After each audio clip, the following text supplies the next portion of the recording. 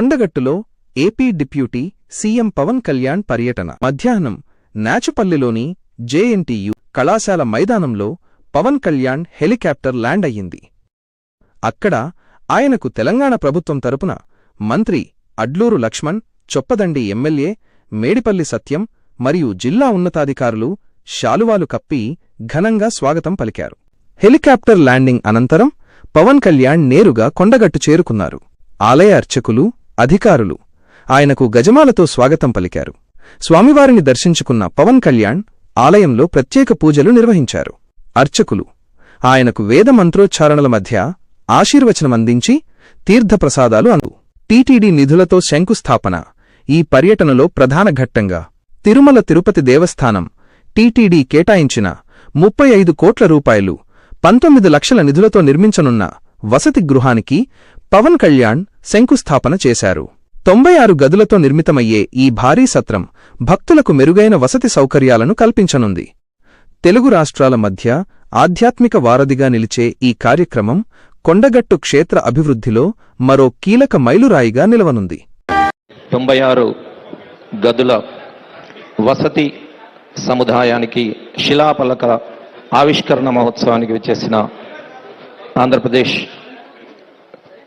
Deputy CM గారు శ్రీ కొణిదెల పవన్ కళ్యాణ్ గారికి మరొకమారు స్వాగతం తెలియజేస్తూ, అదేవిధంగా తెలంగాణ రాష్ట్ర మంత్రివర్యులు శ్రీ అడ్లూరి లక్ష్మణ్ కుమార్ గారికి స్వాగతం తెలియజేస్తూ,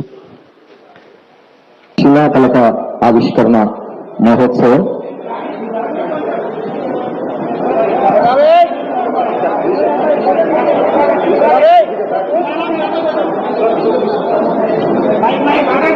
శిలాఫలక ఆవిష్కరణ మహోత్సవాన్ని గౌరవనీయులు ఆంధ్రప్రదేశ్ ఉప ముఖ్యమంత్రి వర్యులు శ్రీ కొణిదెల పవన్ కళ్యాణ్ గారు నిర్వహిస్తున్నారు.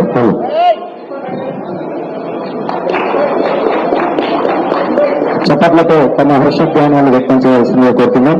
అందరూ కూడా కరతాళ ధ్వనుల మధ్య శిలాఫలక ఆవిష్కరణ మహోత్సవం గావిస్తున్నారు. ఆవిష్కరణ మహోత్సవం గావిస్తున్న పవన్ కళ్యాణ్ గారికి గౌరవ అతిథి అభ్యాగతులందరూ కూడా పేరు పేరున నమస్సులు తెలియజేస్తున్నాం.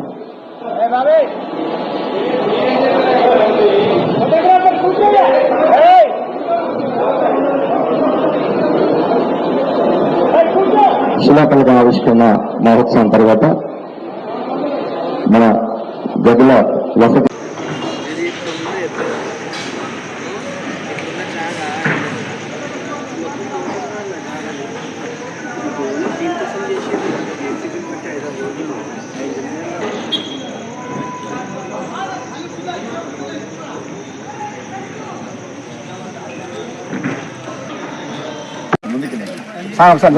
ప్లీజ్. జై శ్రీరామ్, జై శ్రీరామ్, జై శ్రీరామ్, జై శ్రీరామ్. రామ లక్ష్మణ జానకి, హనుమాన్ కి, రామ లక్ష్మణ జానకి. జై శ్రీరామ్, జై శ్రీరామ్, జై శ్రీరామ్.